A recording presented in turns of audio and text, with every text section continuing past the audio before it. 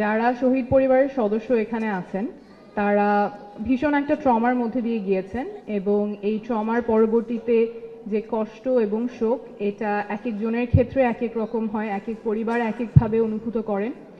যদি আপনাদের মনে হয় যে সেই কষ্ট এবং শোক আপনারা নিজেরা সামলাতে পারছেন না, তাহলে আমার অনুরোধ থাকবে আপনারা আমাদের জুলাই শহীদ স্মৃতি ফাউন্ডেশনের সাথে যোগাযোগ করবেন। আপনাদের যদি প্রফেশনাল মেন্টাল হেলথ সাপোর্ট প্রয়োজন হয় আমরা সেটার ব্যবস্থা করব। কিভাবে আমাদের সাথে যোগাযোগ করবেন সেটা আমি একটু পরেই বলছি। তার আগে কি কি লক্ষণ থাকলে আপনারা বুঝতে পারবেন যে মনের অবস্থা ভালো নেই, আমাদের সাথে যোগাযোগ করার প্রয়োজন, সেটা একটু সংক্ষেপে বলি। যদি দেখেন যে আপনার দিনের বেশিরভাগ সময়ই মন খারাপ হয়ে থাকছে এবং এটা প্রায় প্রতিদিন হচ্ছে, স্বাভাবিকভাবে আমাদের মন খারাপ হলে কিছুক্ষণ পর ভালো হয়ে যায়, আবার হয়তো মন খারাপ হয়, কিন্তু যদি এমন না হয়ে প্রায় প্রতিদিন এবং দিনের বেশিরভাগ সময় মন খারাপ থেকে থাকে তাহলে অবশ্যই আমাদের সাথে যোগাযোগ করবেন। অথবা যে কাজগুলো আপনার আগে করতে ভালো লাগতো, আগে যখন আপনি করতেন তখন আপনি আনন্দ পেতেন, পছন্দ করতেন করতে, কিন্তু এখন সেগুলো করতে গেলে আপনার কোনো আনন্দ আসে না, সেগুলো করতে ইচ্ছা করে না, আপনি করতে পারছেন না। অথবা অতিরিক্ত অপরাধ বোধ কাজ করছে। অনেকের সাথেই আমি কথা বলেছি, বাবা মা যারা আছেন ওনাদের মনে হতে থাকে যে ছেলেকে শেষ কথা আমি কেন এইটা বললাম, ওই দিন আমি কেন বের হতে দিলাম, কেন আরো জোর করে বাসায় রেখে দিলাম না। এরকম অপরাধ বোধ যদি বারবার আসতে থাকে, নিজেকে নিয়ে যদি হতাশ লাগে বা নিজের ভবিষ্যৎ নিয়ে খুব হতাশ লাগতে থাকে, যদি অতিরিক্ত দুশ্চিন্তা হয়, কারো কারো মেজাজ আগের থেকে খিটখিটে হয়ে যেতে পারে, কোনো কাজে আপনি মনোযোগ দিতে পারছেন না, কারো কারো শারীরিক সমস্যাও দেখা দেয়, মানসিক স্বাস্থ্যে যদি অবনতি হয়, যেমন কারো রুচি কমে যেতে পারে ফলে ওজন কমছে, কারো কারো রুচি বেড়ে গিয়ে ওজন বেড়ে যেতে পারে, ঘুমের অনেকেরই সমস্যা হয়, ঘুম কম হচ্ছে, খুব ভোরে ঘুম ভেঙে যাচ্ছে, কারো কারো ঘুম বেশি হতে পারে, অতিরিক্ত ক্লান্তি লাগতে পারে, যে কাজগুলো আপনি আগে অনায়াসেই করে ফেলতে পারতেন সেটা এখন করতে গেলে অনেক পরিশ্রম মনে হয়, মনে হচ্ছে যে খুব ক্লান্ত লাগছে।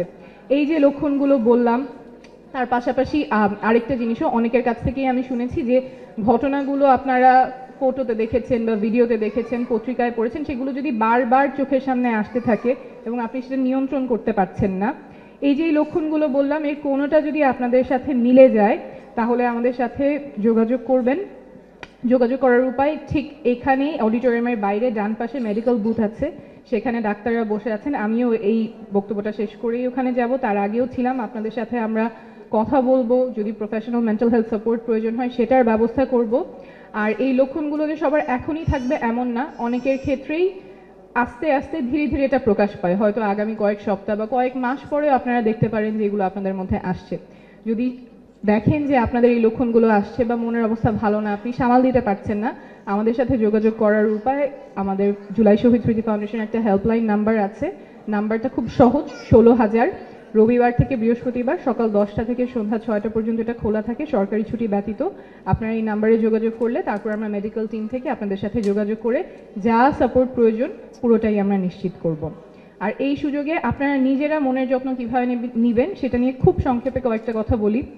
আপনাদের অনেকের সাথেই কথা হয়েছে যারা নিজের দিনের কাজকর্মগুলো করতে পারছেন না, শরীরে বা মনের জোর পাচ্ছেন না, একটু কষ্ট করে হলেও 5 মিনিট 10 মিনিট আপনারা একটু বাইরে যান, বাসার বাইরে আপনার পরিবারের একজন সদস্যকে নিয়ে যান। যখন আপনি বাইরে যাচ্ছেন একটু হাঁটাহাঁটি হবে, হয়তো পরিচিত কারোর সাথে দেখা হবে, কথা হবে, সেইটা আপনার মনের স্বাস্থ্য উন্নতিতে সাহায্য করবে। খেতে হয়তো ইচ্ছা করছে না, যখনই খাচ্ছেন একটু পুষ্টিকর খাবার, পর্যাপ্ত পানি খাওয়ার চেষ্টা করবেন।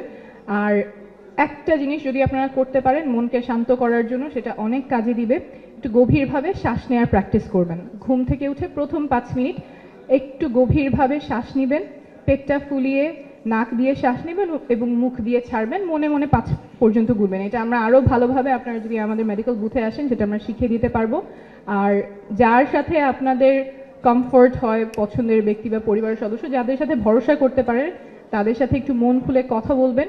আর সেরকম না থাকলে আমাদের সাথে যোগাযোগ করলে আমরা কাউন্সিলিং এর ব্যবস্থা করব, কাউন্সিলরের সাথে আপনারা মন খুলে কথা বলতে পারবেন।